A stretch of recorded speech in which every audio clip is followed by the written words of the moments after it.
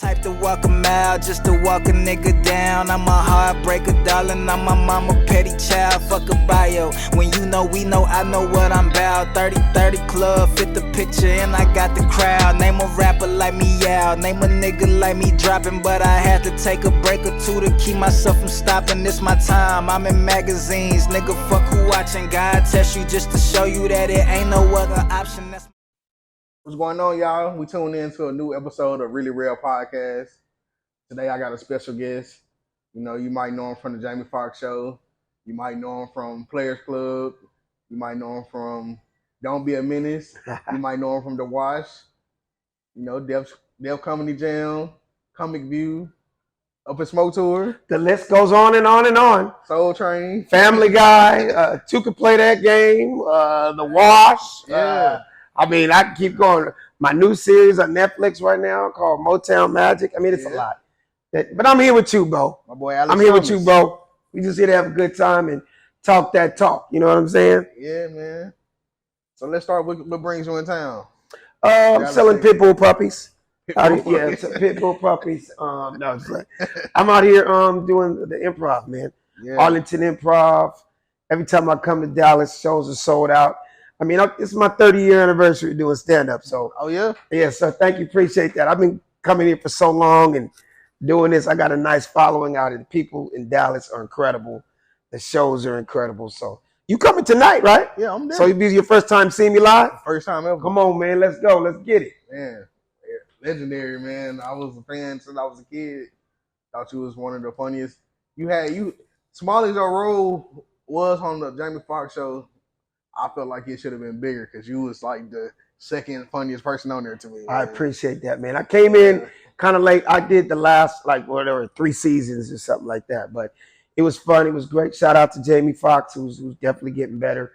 He gave me that opportunity, man, to be around greatness. I learned so much from him over the years, and it was fun, man. People always ask, like, man, did y'all ad-lib all that? Were y'all coming? Were you even reading the script? Of course there was a script, but as comedians, man, we always going off the page. We always feel like that we gonna make the next take even funnier than the last take. So Yeah. it came out great, man.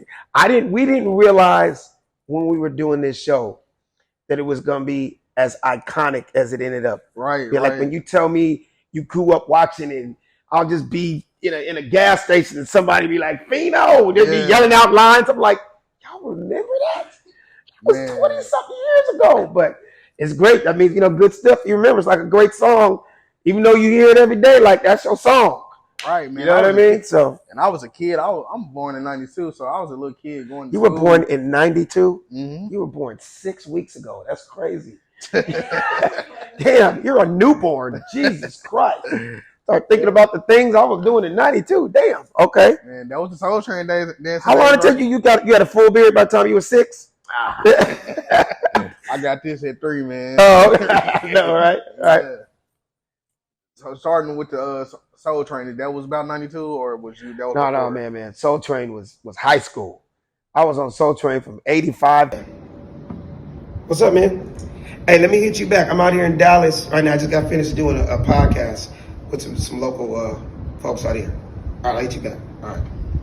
What's up, man? Hey, man, great interview, man. We appreciate you for coming out here, man. Thank you, brother. I appreciate that. Hey, man, I'm one of the sponsors, man. Clark Oh, you're a sponsor? Yes, sir. Like meaning like you put the money behind this? Yes, sir. Most definitely, man. Oh, okay. I support him and all that he do, man. I am a financial company. Okay. Man, you mind taking a picture with me, man? Okay. So what is this? Hey, man, the poster. Clark's Prestige Financial Solutions. That's what it is? Yes, Okay. sir. So who's this, your son, your kid or something on there? No, that's me, man. Nigga, that is not you. It is. You are 2 shades lighter on this than you are here in real life. Hey, man, I do financial education, not editing. I mean, obviously, because you look about 43, this looks like the nigga's 22. What the hell? I'm just looking out for the black community. Alex Thomas and the funny don't stop. This nigga. To 90. For real, man. You weren't even your daddy's nutsack yet. You know what I'm saying? Yeah, man, that was high school, man. I was just, trying to figure it out. I didn't know what I wanted to do. I just knew it was a lot of celebrities, a whole lot of women, and a whole lot of fun. And I just, relationships. That's where it all started. I knew I wanted to be in the entertainment. I just didn't know how or what. Man, I can understand that. I can relate to that a lot. So throughout, what stopped the Soul Train? What made you say, man, I'm finna do comedy? I'm gonna quit dancing and do comedy. You know what it was, man? I was like, okay, I'm 21 now. Am I gonna be dancing as a grown ass man and shit? You know what I mean? Or, what am I gonna do to really, have a career? And, college didn't work out for me. I went to college for 20 minutes. So that didn't work out for me. 2 minutes longer than you? Yeah, I know. Right. So, it was just one thing led to another, and it was just like, I'm loving this. And, I was back when I was just doing videos and background dancing for people. When I say dancing, I always got to be specific. Right. When you say dancing, the first thing people want to think is like twerking and doing the splits. Like, no. My generation, it was hip hop. It was break dancing. It was pop locking. It was just grooving in the clubs and stuff like that. So when I found out there was a lane and you could make some money, I was like, this is the lane I'm gonna go. And then like a few years later, I tell this story. My last dance audition, and this kind of made me go, this might not be for me. It was the year you were born. It was the Remember the Time video. Any of y'all remember one of the most famous videos of all time? Yeah. Do you remember that? Michael Jackson. And I'm good friends with Fatima, who's one of the greatest, who goes down as one of the greatest choreographers in hip hop history. I mean, from Janet Jackson to Michael to every video you saw for 20 years. She was the choreographer for the Remember the Time video. Right. And I went for the audition, and you had to kind of like get the routine in like 10, 15 minutes. And I was like, can I cuss? Yeah. I was like, nigga, no, I can't. This is a little too advanced for me. Right. And I was like, in 10 minutes? Damn. I mean, like, damn, let me do that again from the top. And 5. It just didn't work out. And I swear to God, like that week, I was like, I'm going to start going on these auditions. Yeah. Try to get in some TV and some movies. And it's so much happened for me at the same time. It was like I started going on auditions, and I started open mics, wanting to be a comedian, all that 91, 92 era. And then I got blessed. First audition I ever went on, I booked it. It was a McDonald's commercial. Oh, yeah? That ran for 7 years. Man. It ran for 7 years. That's back when commercials ran for a long time. Right. I mean, my commercial ran 7 Super Bowls, bro. Yeah. I was a broke stand-up comic. And I was like, but that commercial alone, I want to say at that time, I got like $350,000. I was like, damn. This is all around the time I'm going, should I get a job or should I pursue this entertainment stuff? Right. I was like, I'm going to go with entertainment. Yeah, for sure. That's enough to get me going. And it's just like one thing led to another, one thing led to another. And it just took off, and I never looked back. I ain't had a regular job. Man, the funny thing about the dancing part is my generation, we know you so much as being funny. Right. That if we go back and look at you dancing, the first thing we're gonna do is laugh. Oh, of course. We like, man, we're not even taking this serious. We're like, man, look at Alex. Right. It was just, you know what I mean? It was just a way to be in it. You always hear people say, you want to be in the entertainment business, before you really know what you're doing, you kind of want to be in it and around it. It's like almost the equivalent of nowadays, you get a dude that's the rapper, and then you got 6 of his homies just hanging out. Yeah. They don't know what they're going to do. This nigga rolls the weed. This nigga right here does this. This nigga do that. But they around it, so that maybe I want to be. That's kind of how it was during the Soul Train days. Right. And the dancing days. I was just like, man, I'm meeting all these celebrities, all these superstars. They like my personality. Inviting me to the biggest parties, and they're seeing that I'm funny. Then it all started making sense. Like, oh, okay, you got to be around this shit. This shit is relationships mixed in with some talent and knowing where to be in the right place at the right time. So that's kind of how it happened, man. Man, that's dope. That's dope. So what was your first audition for a movie or TV show that you got? Wow. So the commercial was first. And it's crazy, man. After the commercial, then I started booking more commercials. And then really the next thing, it went from the commercial to now I'm really doing stand-up. Right. No other credits, no other movies, nothing yet. Like now I'm making a name for myself with stand-up. Now, here's the crazy part. I was still at open micer, brand new nigga, no name, no credits, stand-up. Yeah. But everybody in the room knew me because of that damn McDonald's commercial. For real, yeah. I was basically getting famous from a McDonald's I commercial. gotta see if I can find it. I didn't even, people send it to me all the time. So anybody that's watching right now, it's kind of like the year you was born. So that shit ran from when you were 0 to 7. Yeah. It was the Calvin, the manager at McDonald's campaign. Okay. Calvin was the homie, and he got it. He's like the first nigga in the hood to get a job. Yeah. I was like Calvin's best friend. So I was just, silly and funny in the commercial, but it ran so huge. I mean, I tell the story all the time. That's how Tupac knew me. Right. Tupac would come up to me all the time, be like, "Yo, Calvin, can I get that job?" Like, man, that commercial funny, nigga. Like, hey, Alex, you got a cheeseburger on you, nigga? Like, even that's how Tupac knew who I was.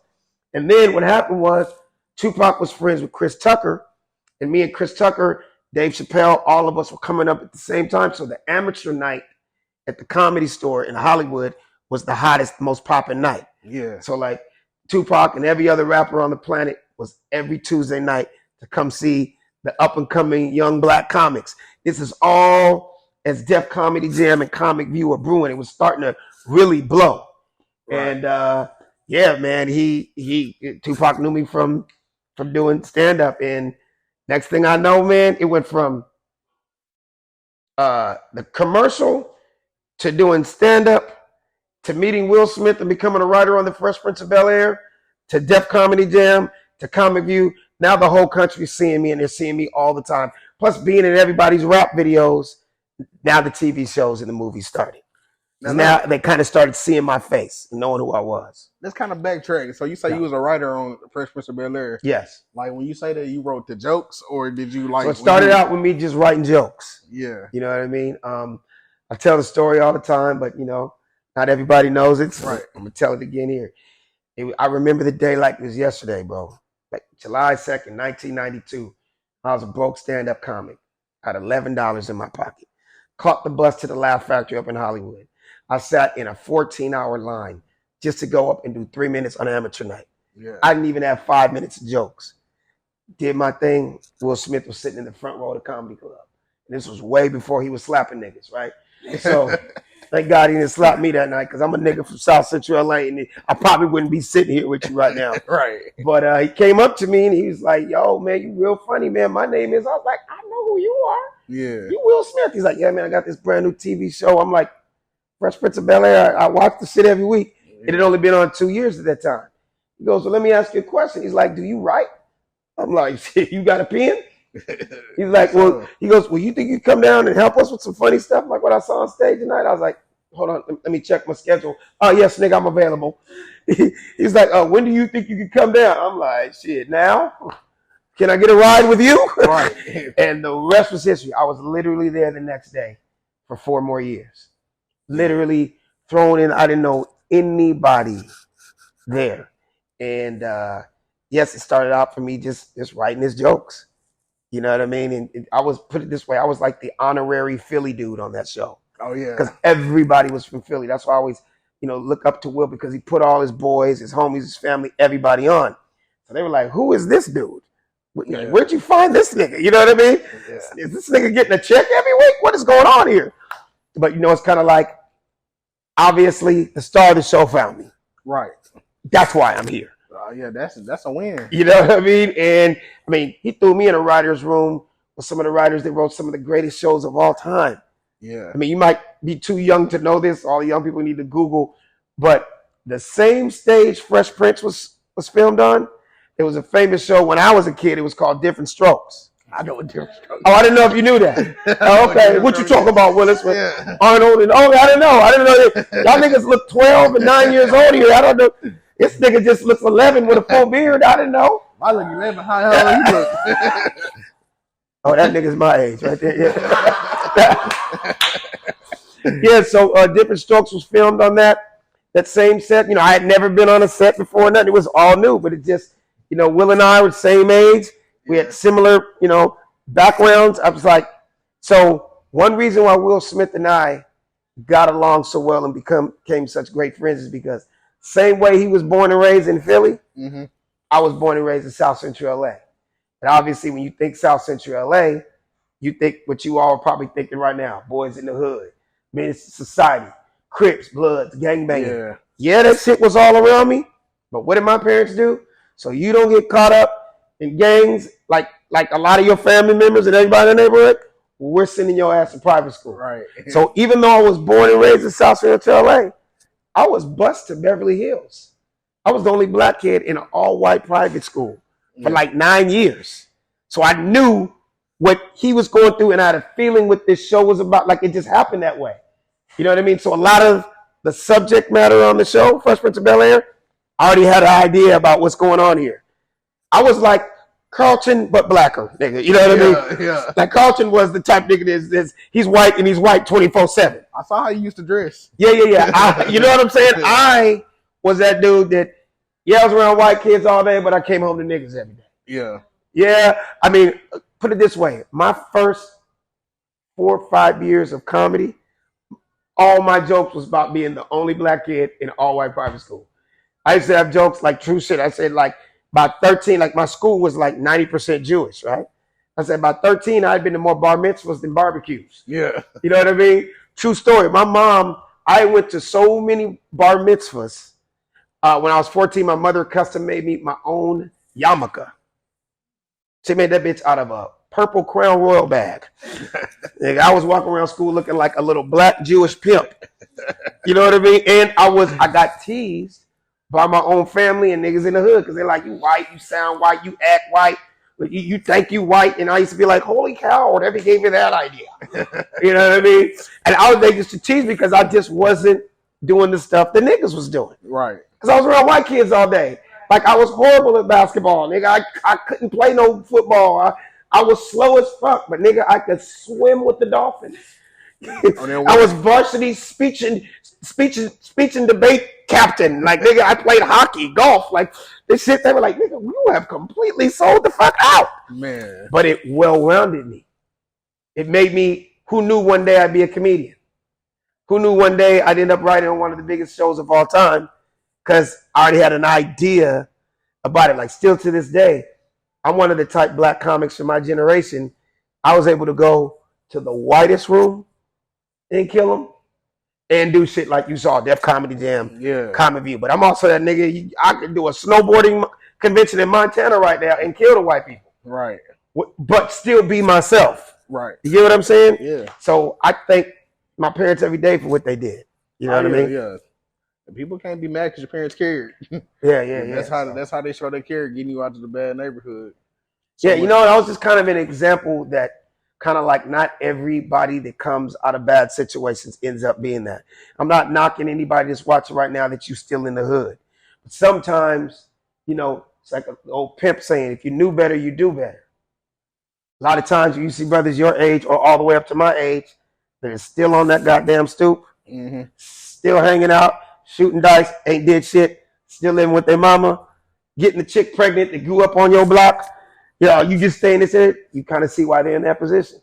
They never tried to get out of it. And if they did try, they just didn't know any better. But by my parents putting me in positions, it made me go, man, there's got to be more than what I'm seeing every day. Right. Crips and Bloods and gangbanging and family members. I mean, one of the questions I get a lot in Hollywood, they're like, so how did you not get caught up in drugs and all the crazy shit that happens in Hollywood? I'm like, man, I was born and raised in South Central LA. I got 3 or 4 family members that overdosed on that shit. Yeah. I saw it already. It's the last road I'm trying to go down. Right. You know what I mean? Right. To a lot of people that come to Hollywood, it's like it was all new to them. So they go, "Ooh, let's do what everybody's doing." Like, nigga, I grew up here. I'm not fucking with that shit. Yeah. You know what that shit does to you and your life and your career? A lot of people got to find out the hard way. You know what I'm saying? So, man, I definitely understood. Yeah. Where I'm from, man, it ain't no. Say it again. You said where I'm from, it ain't no good parts. I know what you mean. I know what you're the saying. most street people I know went to private and Catholic schools. No, I get it. Yeah. So everybody's gonna end up, you know, Not to say everybody that goes to private school is the greatest. I'm sure nobody thinks I'm being bougie. And I'm not saying that you can't be great and you came out of public schools. Right. You know what I mean? I'm just telling you my story. You know, I know some amazing people that came out the mud, that came from nothing. You know what I'm saying? Right. You know, so from writing on the Fresh Prince of Bel-Air, what led to you getting the role on Jamie Foxx show? that was well, let me see. So Fresh Prince of Bel-Air, our last episode was 97. Jamie Foxx show came up 99. Just being out and about. Yeah. Jamie knew me as a young comic. He always liked me. He's like, Right. you a funny ass nigga, man. Like really, he knew me, knew of me. We were so by being in Hollywood, so I always say Hollywood is small, Black Hollywood is 2 blocks. Yeah. We all know each other. So when you think of everything that kind of went on in the 90s in Black Hollywood, it's like I was a part of it. Right. I was either on it, writing on something, doing warm-up, or being guest on the shows. So it just literally, I was always around. I was always in his circle, and he was just getting bigger and bigger, becoming one of the greatest entertainers. So when he got his show, you know, he looked like, yo, I want that dude. I mean, I wasn't on the first season. You know what I mean? Here's a crazy story. How about when you asked me about going out on auditions early in my career? Mm-hmm. I will never forget this. My agent goes, oh, there's another show. This is probably 2-3 years into doing stand-up. My agent goes, there's this other show that they want you to read for. I was like, oh, cool. What's the name? There's this comedian named Martin Lawrence. And he has this show, and there's this role that they think you might be perfect for. Cold. But here's what it said in the breakdown. That was the agent talking. Right. But in the breakdown, Martin didn't want any other comedians on the show.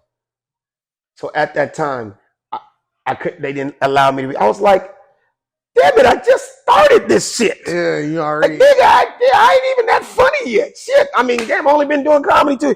He purposely, because when they were looking for, you know, casting for Martin, right, they wanted to do like, you know, my height, my size. It was silly, but they did not want any other comedians. He purposely, and nothing against Martin. I love him. We're friends. One of the greatest to ever do it. Yeah. That was new for Martin back then. Right. So it was like, I don't need anybody else trying to be the funny nigga. Yeah. You get what I mean? It was like, yeah, you guys be funny. Pam, you be funny. Gina, you be funny. Tommy, you be funny. But remember, people that aren't comedians, they're just reading their lines. Right. Right. So somebody writing that. Yeah. Shout out to Bentley Evans. If y'all don't know who Bentley is, do you guys know who Bentley Evans is? No, I don't. So Bentley created Martin. Okay. Bentley created Jamie. Executive produced and a black man who good friends with. He helped create Martin, the Martin Show, and the Jamie Foxx Show. But all those guys, they really liked me. But when they created the show, and I understood, you know what I mean? I was new, but it took me years to understand getting out the box. He was new. He needs to be the funny guy. Like nobody else. Y'all could be funny, but nobody that so-called calls themselves comedian. And as comedians, nigga, we trying to always be funny. Right. On top of whatever the line is. You know what I mean? And it worked out great. And me and, you know, Carl Payne are great friends to this day. You know, I was happy for him. That made him extra famous. Yeah. Because a lot of people don't know Carl Payne was on Cosby when he was younger. Yeah, I remember. You know, A Different World, but Martin was his biggest role. Right. But like all of us know each other. So kind of with Jamie too, his first year, he didn't really want too many comedians on the show. So when people ask me, why did you come in so late? Like on the Jamie Foxx show, he established himself. But what happens is he had to eventually surround himself around other comedians to bounce off of. And that's why Jamie and I worked out so well, because being with another comedian, we were really able to, you know, bounce off each other. Yeah. So it was great. Yeah.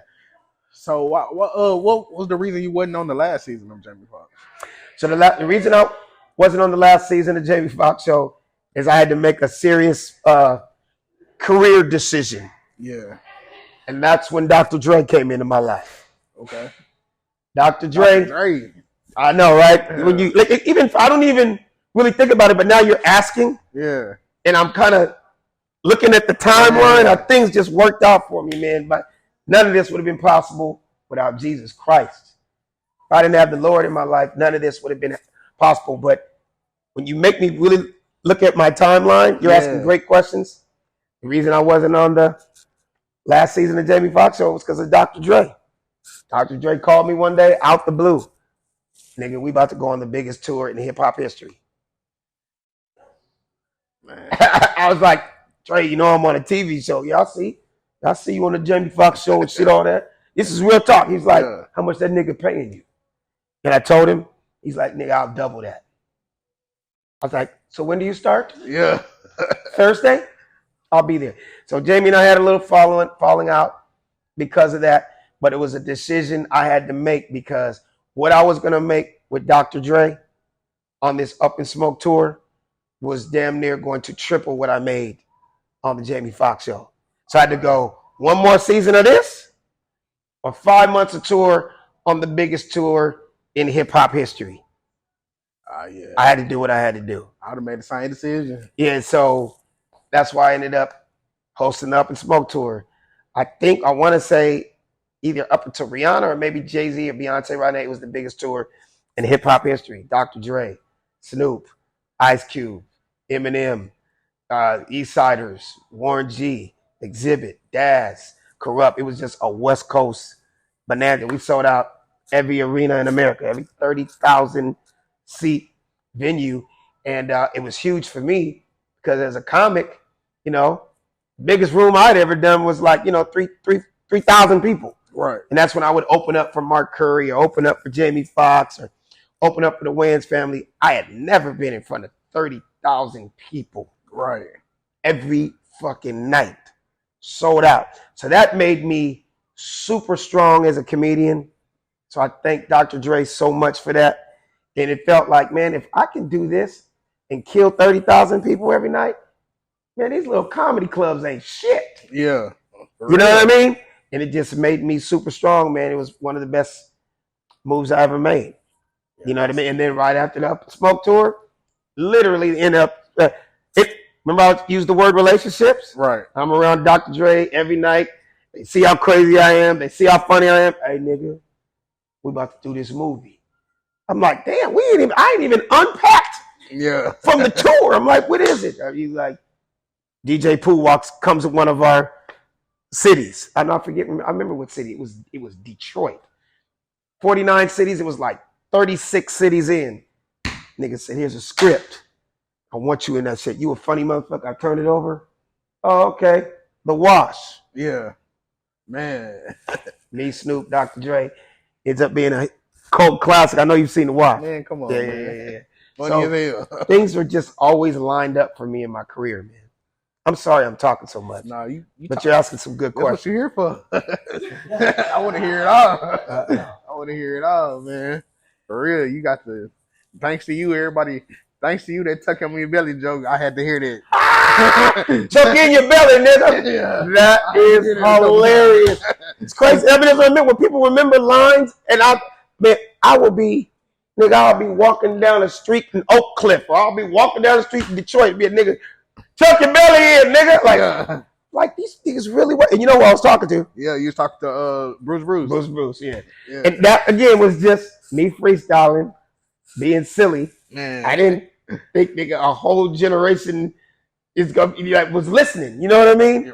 Man, we was, man. Like, wow, it's crazy. We was a fan, bro. Like, thank you, man. Now that you tell me the story of why, man, I was mad you went on that last season of the Jamie Foxx show for real. But that's the answer. No one's ever asked me that, man. But that was the reason, man. It was just I had to do it, man. I'm gonna be honest with you. If Jamie had been like, we got picked up for 4 more seasons and you're on everyone, I would have told Dr. Dre, I love you, but peace out so quick, because that's TV. Right. Nothing's bigger than TV and movies. Right. Don't get me wrong. I love stand-up. I love making money. I love hosting. But TV, look, you know my lines 20 years later. Yeah, exactly. You know what I'm saying? Still come on to this day. Yeah, I still eat off it to this day. You know what I mean? It's called residuals. You know what I mean? So, yeah, man. So I got a question for you. Yep. So I was thinking about this the other day before the interview. Growing up, the guy I forgot his real name, but the guy that played Junior on the Players Club. Caffeine. Yeah, Caffeine, yeah. yeah. So he known as the villain of the movie. But I was watching it, I was like, I ain't gonna lie. He's the one that raped Ebony, not me. Man, I be getting people, man. I mean, I'm in an elevator and two girls just came up to me. That was fucked up what y'all did to Ebony. I was like, what are you talking about? The Players Club. I'm like, that movie was 20-something years ago. It was a movie. And I wasn't, but now that we talking about it, because, me and Ice Cube were the ones that, through the party and all that, they think we a part of it. You know what I mean? Like, no, I'm not the one that went it. Remember, I was outside smoking the bankhead bud with the chicks. You know what I'm saying? You was the villain, though. Yeah, man. Yeah, I was a villain in that. Y'all the villain. So, yeah. You think a role like that will fly today? Man, put it this way. I'm be honest with you. It probably wouldn't even make the script today. Yeah. And the fucked up thing about it is like the times we're living in, just being a comedian, it's like you got to walk on pins and needles. Mm-hmm. And it's taking away from being real. Yes, rape is bad. That's horrible. It should never be done. But it happens. Yeah. And just like that. You know what I'm saying? So it's like, yeah, we cannot do it, but it's the same thing like we're going to have a police movie and not have a shootout in it or a scar. Yeah, this is bad, but it happens. You know what I mean? Right. So it's a weird situation now when you're writing, you're coming up with jokes. Well, can I say this? Can I not say that? You know what I mean? Man, for real. And it's funny because you still made the same money. Like, you talking some, you did the little bankhead bounce with the smoke. You like, make your booty clap for me. Yeah. I was like, you still made it funny, but I was like, man, these niggas are the villains. That is hilarious. These niggas are the villains, man. I mean, people will come up to me, whatever this is, 25-something years later, they'll be like, I'm just trying to hallelujah. You know what I'm saying? Yeah, he can speak to me. I buy that fool records all the time. Like, people remember every line from the Players Club. Man. And I mean, stuff I was doing in the background. Like, one of the strippers behind me, I think, jumped off stage, and I jumped on and was trying to give a big booty bitch a lap dance. Yeah. Shit. People remember that shit. I'm like, I was just fucking around. I didn't think Ice Cube was gonna keep the shit, but he kept it in there. It's crazy, man. What's so crazy is black movies today are so like just not it. Yeah, I know. I feel like everybody gonna keep going back and watch that stuff. Thank you, brother. Repeatedly. Thank you, man. It's facts. Yeah, facts. Like, I couldn't see no movie compared to them type of movies. Yeah, man. It's just it was a great time in black entertainment history. Sitcoms, you know what I'm saying? Don't even be it no more. Say it again. I said sitcoms don't even be it no more. Not like they used to, man. Yeah. Not like they used to. It's so kind of like watered down. You know what I mean? Because everybody, we can't say this, we can't say that, you can't say this, you can't say that. So, all right, let's talk about. Before you still close friends with Rosie Perez? Absolutely, I'm still cool with Rosie. I mean, she was the beginning of my career, man. Yeah. She's. I mean, like, all that timeline stuff I'll tell you. So now you're taking it back to from 85 to 90 when I'm 15 to 20 years old. She's the superstar, right, of Soul Train. And when I got there, we just got close. And she loved the new young nigga that's got all the moves. Right. So I kind of like became her little understudy, her little homie that she would bring me everywhere. So you know what I mean? Shout out to Rosie Perez, who's she's one of the greatest. You ask me. Yeah, you were saying earlier that Black Hollywood like 2 blocks. I was watching. I was like, man, you knew Amari and her mama. How you know all that shit? Man, nigga, you went beyond Google. Yes. Shout out to Leslie. What's up, Leslie? Yeah, we grew up together. Yeah. So I've known Omarion way before. I've known him a long time.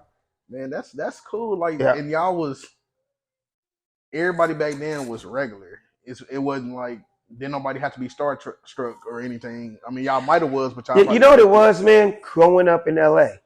Oh yeah. You know, like, you got to think about it. To this day, 30 years in, 95% of all my peers are from somewhere else. Think about it. The world comes to LA, right, to get famous, to be somebody from wherever you are. And that's what if you the baddest chick in Memphis, if you the hottest chick in Little Rock, if you were the baddest chick in Montana, if you were the best rapper in such, somebody goes, you got to get to LA, bro. Yeah, like, that's what that shit. You know, and they all come here. And that's to this day. To this day. but reality check hits you real fast and quick in the mouth. Right. Because I'm not trying to be mean, but a chick that's a hot 10 in Memphis, she might be a 4 2/4 in LA. Yeah. I'm not gonna lie to you. Yeah. Well, that nigga that's spitting, he got all the bars in Dallas. That nigga come to LA, he might be a 7. Yeah. You know what I mean? Because it's the home of, there's tons of bad bitches. Get in line. Right. Everybody can rap. Get in line. Everybody is a DJ. Get in line. Right. Every chick that comes here is a model. Get in line. You know what I mean? Yeah. You know what I mean? It's kind of like a sink or swim city. New York the same way. You know what I mean? Sink or swim, shit or get off the pot. Yeah, for real. It is what it is. Why you gotta make your own name these days? Yeah. Wherever you at. And I think, what happens is the internet generation, your generation, it kind of, people think it's easy because of this. Mm-hmm. No, because what happens is this just allows you to not have to put as much work in. Right. Because you get it easy. You really didn't have to have no talent to blow up. But then what happens is, I say this, I don't know if this is just the daddy in me, like eventually you can no longer cheat on the test. Right. Like eventually, nigga, you're gonna have to know the answers to some of this shit. Yeah, like you can only fake it for so long. You're gonna be tested. I saw a person like DC Young Fly. He said that he was like, man. Shout out to DC Young Fly. That's my little homie. And he, you know what I mean? He actually put the work in. Right. I appreciate the young guys, that whole 85 South, with Carlos and Chico and all them. I love every one of those dudes. All those cats like looked up to me. Mm-hmm. You know what I mean? But I love how they practice on their craft. Yeah, they were Instagram and social media dudes, but they got kept on that it moving. stage. Yeah. They got on that stage. So shout out to those dudes. Yeah, for real. I saw a lot of people, like, even when Wild 'N Out came about, a lot of those internet dudes got on there and it was just like, man, this dude really not even funny. You know Bro, what I'm saying? I got so many stories of these guys. Look at such and such. He has 6 million followers. Can he come up and do 5 minutes before you tonight? I'm like, no problem. No. Really? Yeah. Right? That nigga, 6 million followers, he ain't got 3 minutes of jokes. Because he's so used to this motherfucker right here. Right. Being funny for 30 seconds. Not knocking it. I laugh at that shit too. Right? Yeah. These guys really have me laughing. For 30 seconds, nigga. Right. It is a whole different story. You come to my sold out show tonight. Here's the mic, nigga. You up next. Go knock yourself out. You will have a newfound appreciation for what I do. This thing called stand-up comedy. This shit's an art form. I didn't create it. It's always been known as the hardest thing in the entertainment business. Period, point blank. Before me, whether it was Richard Pryor all the way up to Kevin Hart, nigga, it has always been known as the hardest thing. And us real comedians, we would get upset sometimes. You see these guys call themselves comedians. Like, no, nigga, I'm still funny on this shit too. Yeah. But the money for me is made on that stage. Don't get me wrong. This is a new tool. I get it. I wish I had this when I was coming up. You know what I mean? Right. Don't get me wrong. There's some people that have really turned this into some great things. But call me old school, I still feel like there's a such thing as you got to still work on your craft.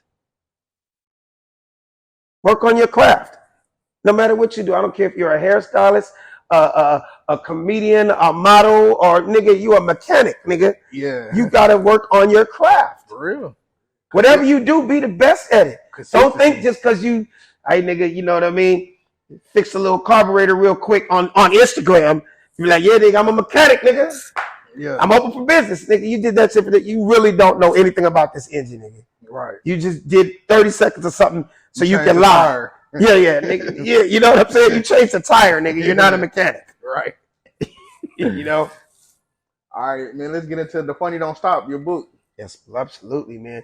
Which I wish I had on me, but I literally sold out 2 days ago, so I didn't have enough time to re-up for Dallas. Because I sell out everywhere I go. My book, The Funny Don't Stop, it's now on Amazon's bestseller list. Make sure y'all go get that. Yeah, all you got to do is go to my Instagram at funnyman Alex Thomas. All one word, funny man Alex Alex Thomas. And click the link in the bio. It'll take you directly to the link for my book, man. It was an amazing thing, man. This dude by the name of Mike Goldstein. Shout out to Mike Goldstein. He's just a fan and an incredible artist. slid into my DM one day during the pandemic and was just like, I'm a fan. I love your work. I'm like, wow, thanks, man. Tell me if you like this. He drew a picture of one of my jokes. He bought one of my jokes that I say. Yeah. He brought it to life. I was so blown away with it. I was like, can you do another one? Yeah. I got a lot of jokes. Yeah, doing this shit 30, man. It went from blah, blah, blah, blah, blah. Next thing you know, we had a book. Took us 2 years, the whole pandemic. And it came out incredible. So anybody that follows me on Instagram, if ever you see the animated and the illustration stuff, that's all Mike Goldstein. I'll put music behind it in the book. It took off bigger than I would have ever imagined. I wrote for a lot of people. I've done TV and movies. This is my first time being an author. And it was cool because it's not your regular autobiography about my life. It's my life in a sense of these are a bunch of my crazy ass ideas that go through my head. A lot of jokes that I tell on stage. He just brought it to life and it's dope. So, man, that's hard. The funny don't stop. I gotta make sure I get it. Absolutely. That's also the name of my podcast. Yeah, I watched the episode. The Funny Don't Stop Show. Shout out to my boy Raul. We call him Raul. My boy Sid Brass. My boy Savvy Amusing. Shout out to my producer, Sid Nolan. And it's just fun, man. We actually we're on episode 194 right now. Okay. We're coming up on 200 episodes. And man, I just did it as, it's crazy because the pandemic, we truly didn't know if we were ever going to hit a stage again. Right. I was like, comedy clubs dead? Are we never going to do comedy again? What the fuck am I going to do? Yeah. Right? So my podcast was right on time. It gave me a way to vent for 2 years without actually being on a stage. Yeah. Obviously, it was virtual, but these people are dying laugh. Trust me, every time I had a nigga laughing, I'm like, okay, I'm using that one. Yeah. Okay, that shit I said about I'm using that one. Man, I probably came up with a whole new hour of material. Just from having a podcast and talking shit with my friends every week. So it kept me active. That's my biggest regret, man, not starting during the pandemic. Say it again? That's one of my biggest regrets, not starting mine during the pandemic. We actually started before, but it just took off. Yeah, because everybody was at home. Couldn't do nothing else. Yeah. And just people were just picking up all over the world. So everybody that watches it, the page for Instagram is at The Funny Don't Stop Show. The Funny Don't Stop Show. So every week, watch us, man. Every Tuesday night. Yeah, y'all check it out after y'all check out mine. Yes, sir. Yeah. Funny dude. He got some dope shit, man. Yeah.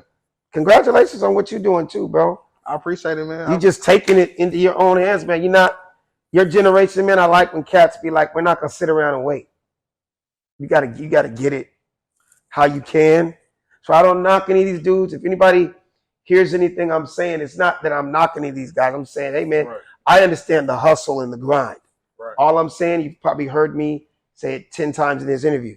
Hey man, as long as you study your craft, be a student of the game, and understand that just be the best at what you gonna do, that's all I'm saying. Yeah. That's all I'm saying. You got kids? No. Okay. Not yet. Don't start until you have to. Or until you're ready. Shut up. Say it again. You stupid.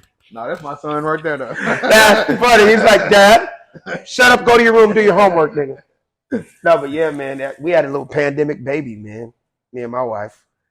That nigga was born August 3rd, 2020. I'm talking like smack dab middle of the pandemic. Hospital straight home. Nigga, let me tell you something. The nigga was born with a mask on. Yeah. And it was so crazy is, man, I'm not gonna lie, I'm just gonna paint the picture of how scared we were at that time. Yeah. You gotta think about it, man. This is new to the whole world. 10,000 people are dying every day. Right. Every day we're watching the news. More people from this shit called COVID. You know what I mean? We don't know what's going on. So think about it, man. The last place we want to go on this planet was into a hospital. The hospital we were at, it's a famous hospital in LA, Cedar Sinai. The maternity ward was the level above the COVID ward, like literally one floor down. You know, 3,000 people died today. Right. You get what I'm saying? So imagine how nervous I was having to go in there with my wife. Yeah. And we're about to deliver a baby. But by the grace of God, the dude came out bouncing, healthy. I love him to death. Yeah. 2 years old. That's my little boy, little COVID Alexander Thomas. So I just caught on, bro. no, his name is Trust. Trust is COVID. little COVID Alexander. Yeah, but yeah, he's 2 years old. My son Legend is 5. My Halo, she's 8. So I enjoy being a dad, man. So it's a cool thing, and having an amazing, beautiful black wife. I love you, Brazy. That's her. Yeah, just had to say that. She watches everything I do. Yeah. She's a follower for real, nigga. Hey, that's a good thing. Yeah. So, are you affected by the writers? What they got going on? A few shows that I was working on just stopped production. So anybody that's a part of Hollywood, yeah, we're all upset. But you know, thank God I've done so much of my life. It's not like, oh my God, now I'm about to be homeless, nigga. It's shaking my ass twerking on the street and shit for $2. But it's upset you because you can be working right now. Right. But in my case, the beautiful thing about being a stand-up comic, if you ain't doing no TV shows, you ain't doing no movie, I can always slang these jokes on stage and make the mortgage in a weekend. You understand me? Oh, yeah. You good then. Laughter is healing. You know what I'm saying? And people love to laugh. So that's why I'm here in Dallas. Man, I just want to get into a couple more things. You said earlier that Tupac he knew you from the commercial. Yeah. I saw when I first talked to you, you told me you were at the moment that I text you about coming on the show, you were telling me you was at the Walk of Fame. Oh yeah, when he got his star. Yeah. It's a beautiful day, man. I kind of get chills talking about that right now, man. Yeah. Pac was an amazing dude. You know, I wasn't super close to him. That was our connection. You know what I mean? That he knew me as a little young comedian, and you know what I mean? He liked the commercial and stuff. And you know, it's so funny. Suge Knight, Dr. Dre, Snoop, they always tell me, they're like, man, you know, if we had Death Row Comedy, you would have been one of the first niggas on it. Because I was like, you know, I was around all those dudes, but I was just a comedian. Like sometimes I'd be like, damn, if I had only been a rapper, god damn, I might have missed my motherfucking calling. You know what I mean? Yeah. But yeah, man, it was a special day. Tupac getting his star on the Walk of Fame. I just felt like it was long overdue. Yeah, about time. There's a whole lot of people that got him before him, but it's okay. He deserved it. His family was out there. And, you know, rest in peace, Pac, man. He's one of the greatest of all time. He deserved it.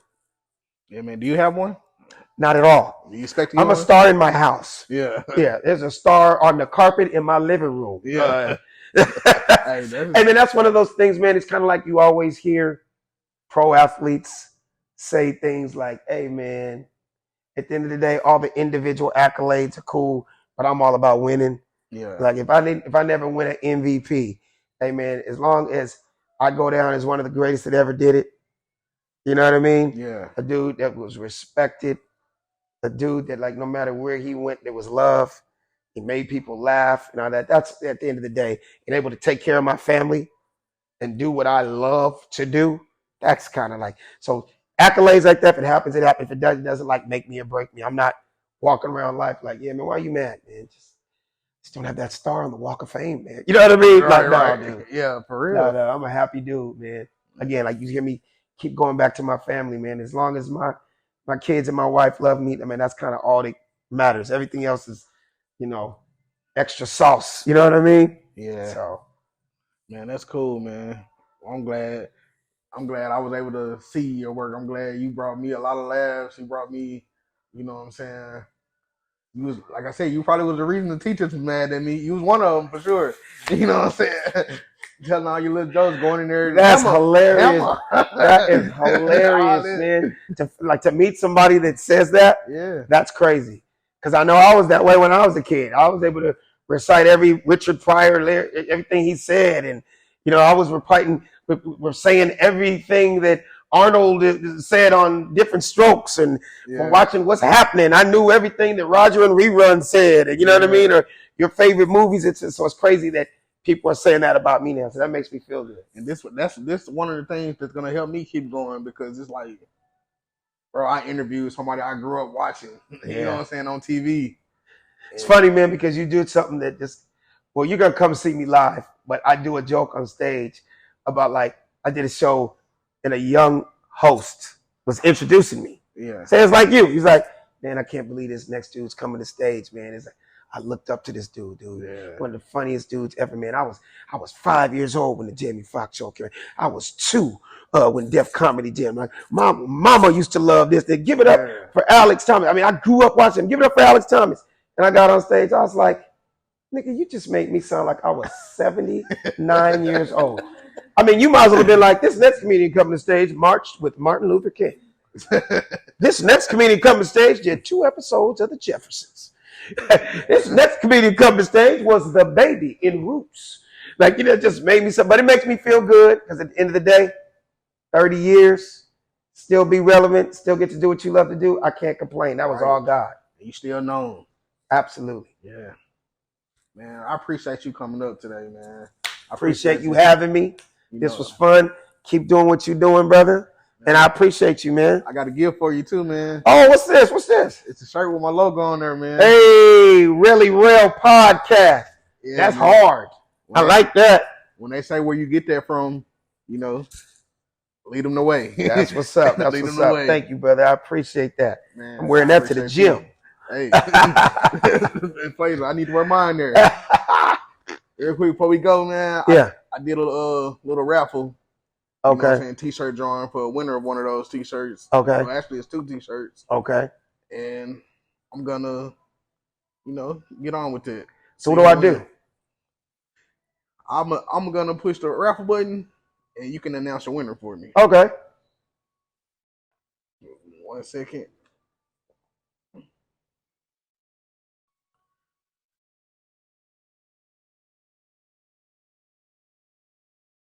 All right, here you go. You can just click the raffle button. Click the raffle button. Boom. It's spinning. Yes, it's spinning. It's spinning, ladies and gentlemen. It's spinning. And it's slowing up. And the first winner is Jalon. Jalon. Yeah. Oh, is that shit, nigga? Jalon. It could be, come on, we talk about black folks. That could be Jalen or Jalon. All right, my boy JP. Jalen. There we go. Yeah. 2 shirts coming, cuz. Yes, sir, cuz. They gonna think I'm cheating because he's my cousin for real. Are you serious? Yeah. But yeah, sorry there. He picked the winner. He saw it. I ain't cheating for nobody. What up, Jalen? Yeah. Sorry I said Jalon, but hey, man, same shit. There wasn't no E on it, nigga, so don't look at me like I can't read. Jalon. Jalen or Jalon. Yeah. Yeah, blame auntie for that one. Yeah. Man, I appreciate you one more time. Yes, sir, man. Thanks for having me, brother. Hey, this is Really Rell podcast. We had the man Alex Thomas, man. Really Rell. Appreciate you, man. We out. I'm the type to walk a mile just to walk a nigga down. I'm a heartbreaker, darling. I'm my mama petty child. Fuck a bio. When you know, we know, I know what I'm about. 30-30 club, fit the picture, and I got the crowd. Name a rapper like me out. Name a nigga like me dropping, but I had to take a break or 2 to keep myself from stopping. This my time.